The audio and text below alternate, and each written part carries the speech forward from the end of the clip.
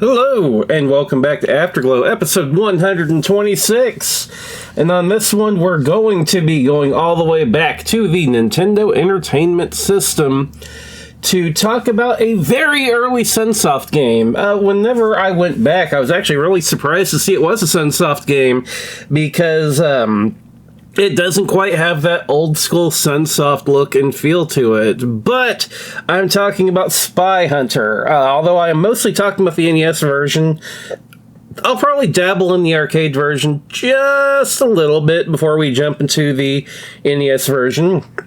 But before all that, I owe our patrons a shout out.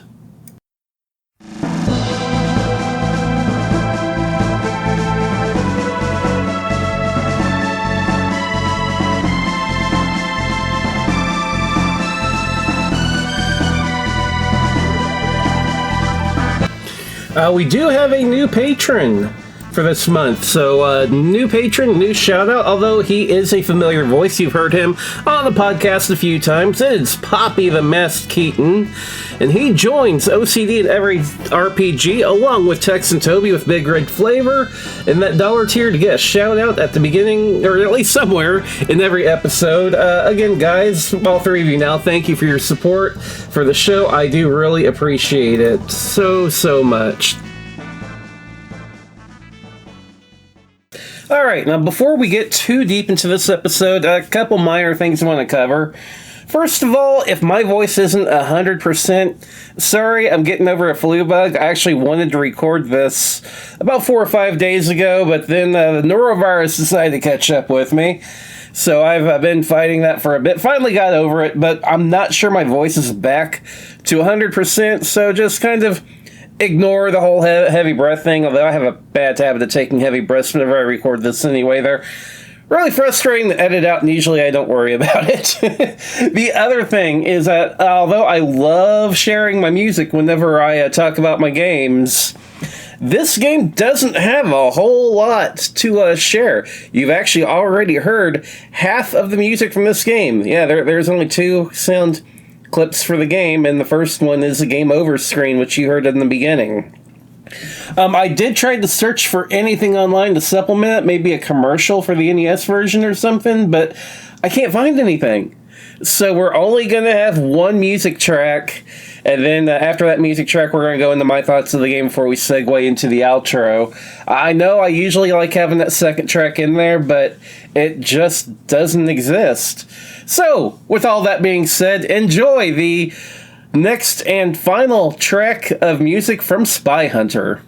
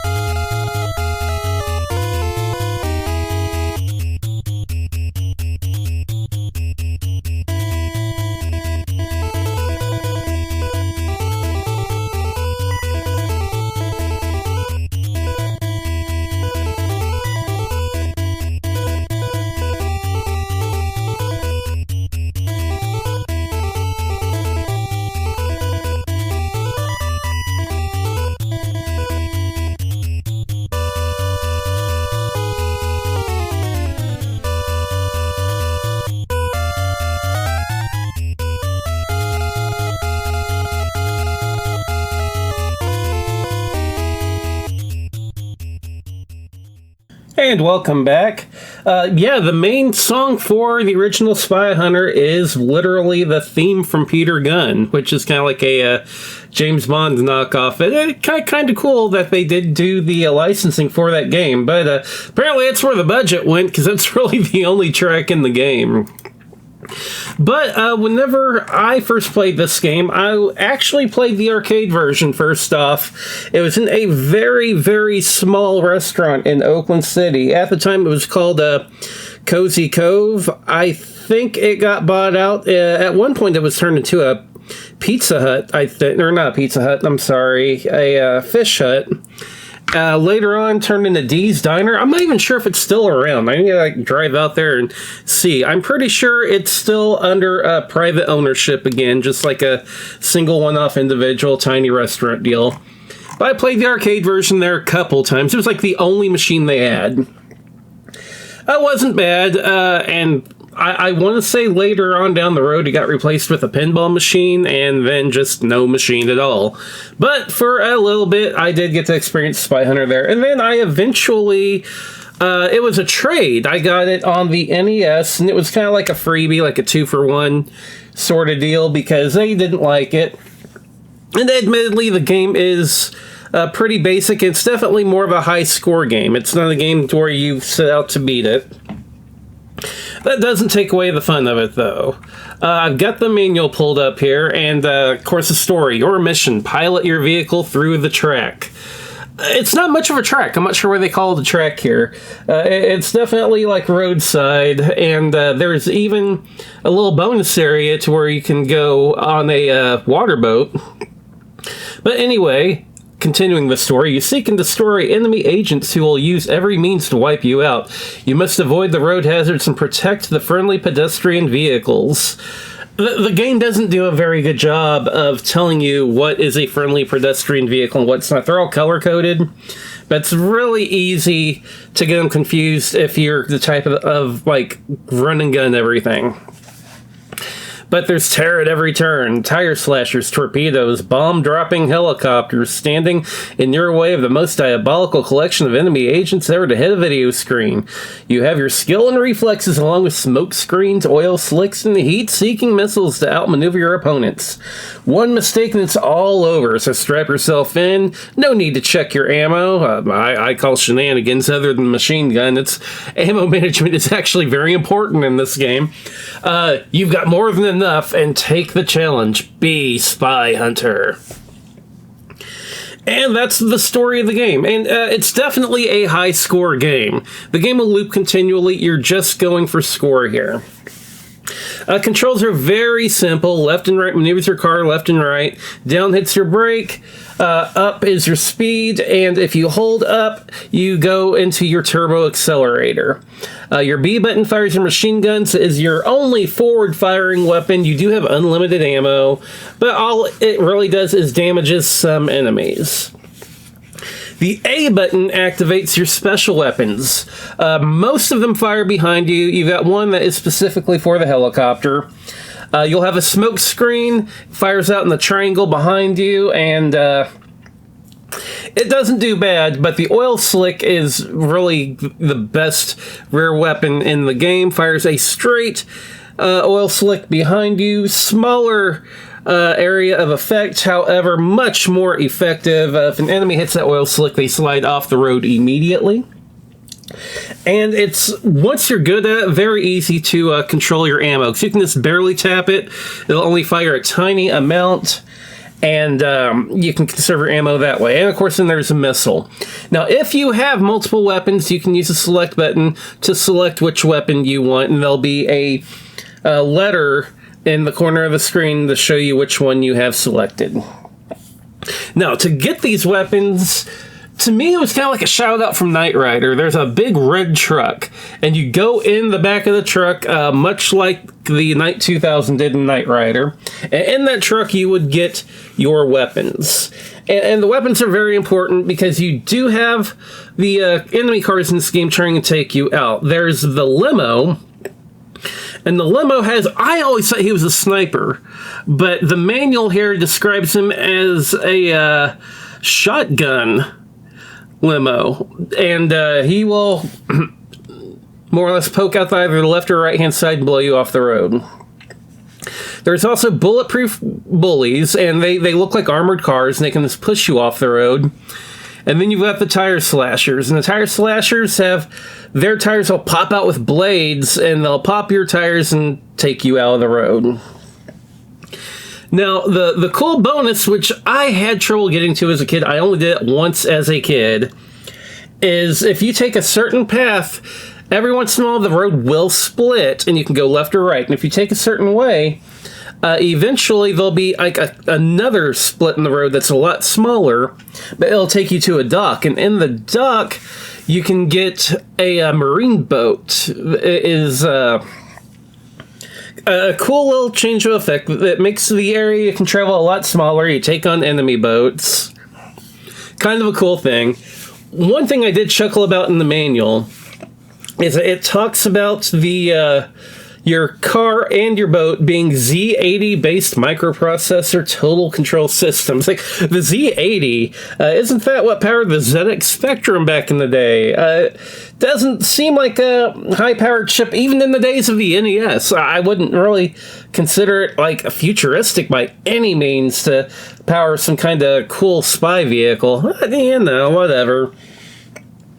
There are a few road hazards. You can have like ice and water puddles, and whenever the chopper is dropping the bombs at you, it can cause a crater, which if you hit, you'll cause you to crash too. One thing I did manage to do, you want to keep your speed kind of high, but not turbo all the time, because if you turbo all the time, to crash into an enemy vehicle, it takes you out immediately. The other thing is stockpile your weapons as best you can.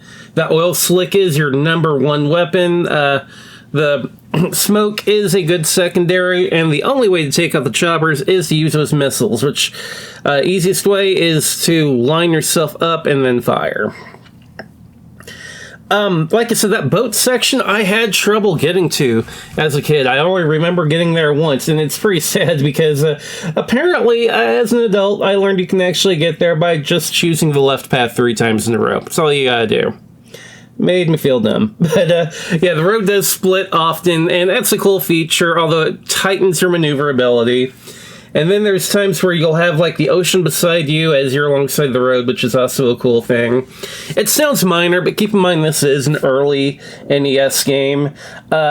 Honestly, a great port versus the arcade version. It's like one of those games, it's almost arcade perfect. The audio is, in my opinion, upgraded. I think the NES version sounds a lot better than the arcade version, but it is the same tunes on here. But that's more or less it. It's literally just a high score game. And I did like it. I rarely go back to it. But Sunsoft brought it back later with Super Spy Hunter on the NES. And that game has that Sunsoft look, the Sunsoft sound. It plays a lot more like the Sunsoft that we remember. This game's straight up just a direct port. Nothing wrong with that. But, again, did really like it. Oh, I forgot, there are a few other enemies, and not enemies. The friendly and neutral cars are light blue and red. Don't hit them. If you do, it causes you to stop scoring for like 2 or 3 seconds. Another thing is that this game has a weird mechanic that I did kind of like. You have unlimited lives for a limited time. Weird phrasing, I know, but you do have a timer whenever you start out. Whenever that timer hits 0, that's when you start not having your lives. While that timer is going, you can wreck and get taken out as many times as you want. As long as that timer is open, you will continue. Of course, you won't be getting score during that, but at least you can continue.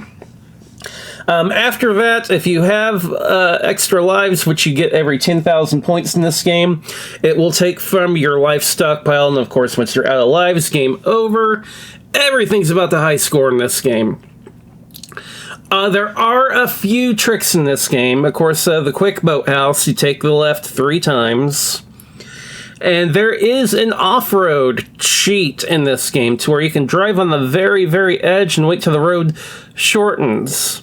And then, like, the edge of the road curves in, but your car doesn't wreck, and it keeps you off-road for a limited time. It keeps you from dying, and there's no vehicles there. However, you're not getting points like that either. That's kind of a bummer. So, outside of that, that's pretty well it for this game. Like I said, gonna be a short episode, but I was talking about Spy Hunter a little bit, and I'm hearing, man, I do have some childhood memories of this one. I do want to bring it on the podcast and discuss it a little bit. But again, there's not much to it. And it's a game I do go back to on occasion, not very often. It is a very simple game. It's definitely a high score game. Not a lot of story, but it is definitely fun to pop in, play it for like 10, 15 minutes, be like, yeah, I had a good time, and then call it a day. Or if you're the high score type of person, you want to grind for that high score. This is one of those games where you can totally grind for that high score. So, with all that being said, like I mentioned earlier, I don't have any more music I can play, which is kind of a bummer. I was looking for like maybe a commercial for the Nintendo version. Couldn't find one though, which is really unfortunate. I am going to check real quick if there's like maybe an arcade commercial for it. So, we're going to do that live, and I'm preparing to be disappointed, but we'll see real quick. There are many commercials, however, for the follow-up games, which is, it's kind of cool. Apparently, there is an arcade commercial. Okay, I'm going to run that real quick, even though it's really short, only 30 seconds, but at least there's some sort of a commercial for it. Before I play that, though, I did forget to mention, outside of that original sequel, the series did get a reboot. I did not play this reboot, but I do remember, I'm hoping I'm not misremembering, but I do remember The Rock, Dwayne Johnson. He was like in the advertising for this game, if I recall correctly. I'm gonna Google that one real quick while we're recording, because why not? I'm fairly sure, yep, Spy Hunter Nowhere to Run was the subtitle, and of course it had some cameos from Dwayne The Rock Johnson. It is considered a failed game. I haven't played it. I believe it was available for Xbox, the original one, along with PlayStation 2. I do need to try that one. But I love the NES games. The second one definitely has a Sunsoft feel. The first one's definitely a straight-on arcade port. Nothing wrong with that, especially if you're looking for a high-speed challenge. Really, really fun. So let's roll that quick commercial. And thank God I found the commercial, even though we did it live while recording. But hey, whatever. Let's roll that out, and then we'll roll the outro.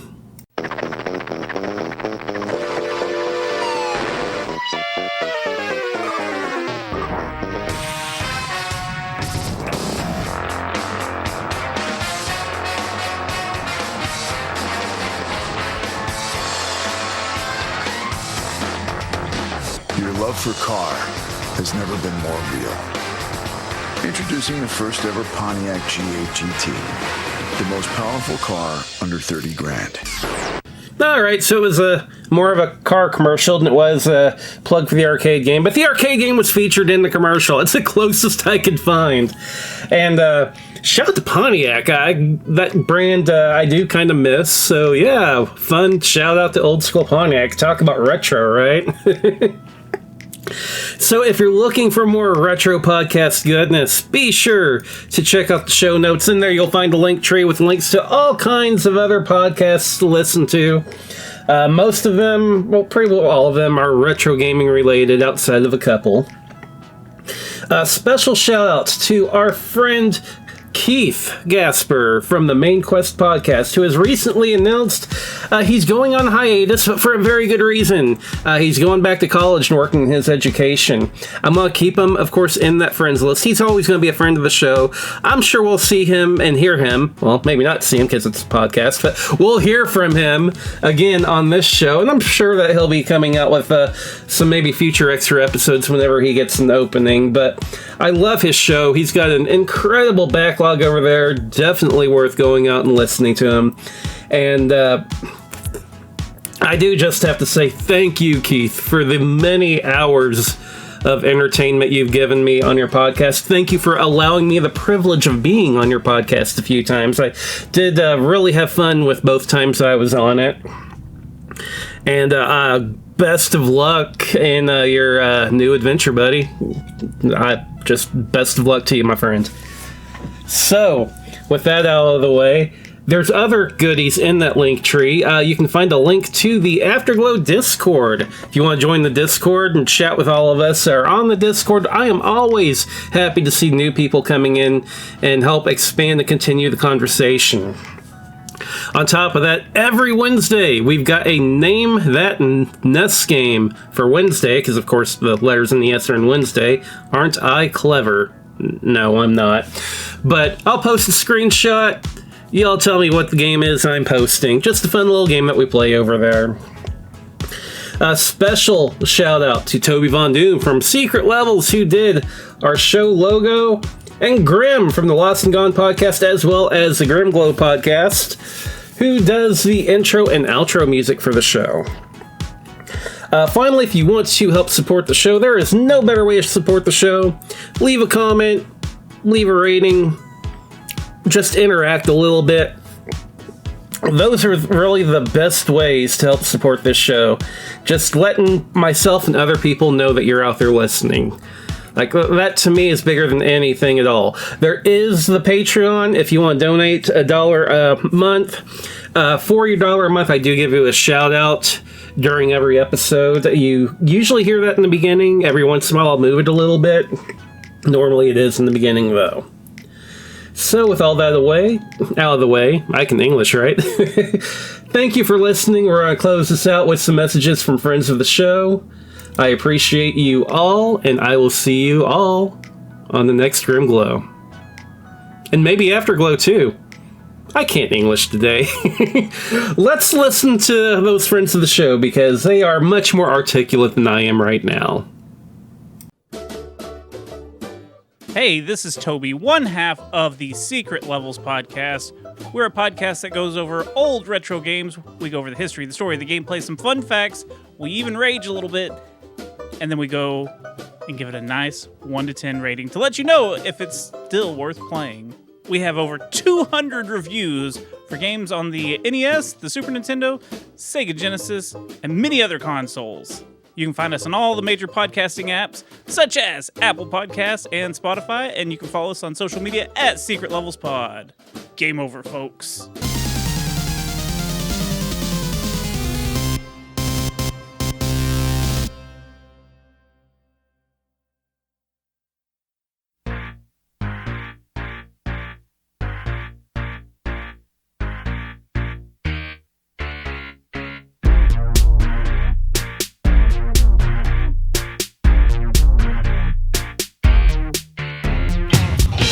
For more than 15 years, Retro Gaming Roundup has been the center of your retro gaming universe, with top 10s, interviews, game reviews, news, and much more from all over the globe.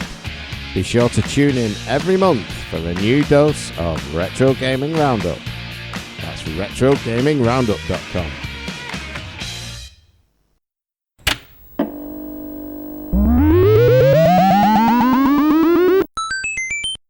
Hello and welcome to the Reviews Brothers. It's me, Martin, and you can join me on YouTube, where I have hundreds of videos covering a huge range of video game topics.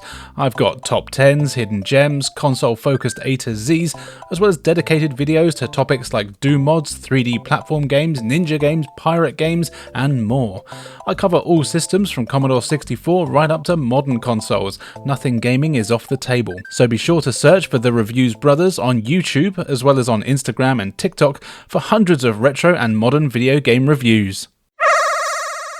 Afterglow listeners, it's me, Keith Gasper, coming at you from the #1 retro gaming podcast, the Main Quest Podcast. Come hang out as a guest and I play and discuss a game from the backlog of my childhood. We're talking about our history and the history of the game, and if it's worth checking out today. We're talking about games from the NES, the Sega Genesis, TurboGrafx, Game Boy, and much more. And that's just on the main feed. If you enjoy what you're hearing on Afterglow, you're going to enjoy the main quest, and I'm happy to have you. Find the main quest on Apple Podcasts, Good Pods, Spotify, and wherever great podcasts are downloaded. Hello, my name is Aaron. I'm one half of Superpod Saga, a topical variety video game podcast fueled entirely by nostalgia and unleaded gasoline. Superpod Saga, we discuss a different video game topic each and every week. We have new episodes every single Monday covering a different video game topic. More than anything, we want to entertain our listeners and make you feel like you're one of the boys, like you're hanging out at a campfire with some of your best zany, caffeine-powered buddies and just talking about your favorite games and all that stuff. Stop on down to Superpod Saga. It's on every podcatcher there is. If it's not, let me know and we'll get on it. But again, Superpod Saga, stop on by.